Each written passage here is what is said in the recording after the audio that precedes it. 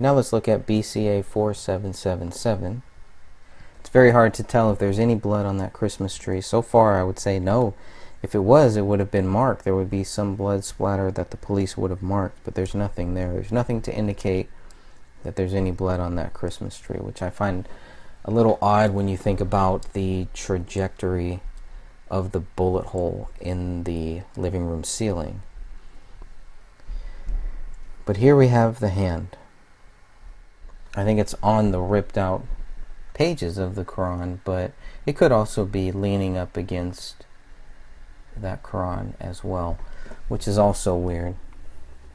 I mean, obviously the whole thing doesn't really make sense. There's been a lot of talk about the hand sign that David's hand appears to be making. That hand sign can mean multiple things to multiple people, obviously, but it is interesting. I don't know if it looks like it's forced that way. It might. Hard to tell. But yeah, like it kind of makes it look like a trigger. Like that's where the trigger would be, where the trigger hand would be. So, yet no image of the gun. One thing we still don't have is a clear image of where the gun was found.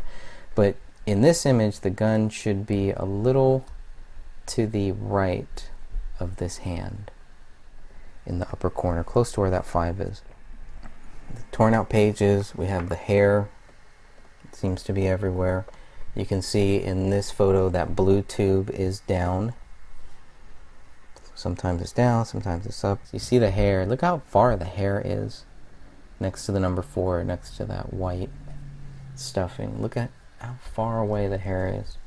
I'd like to ask everybody, what can you see from that hand? How decomposed does this body look from that hand? Because we do not have a clear shot of that hand. Even in the photo that showed the 3 bodies, you did not really get a clear view of this hand.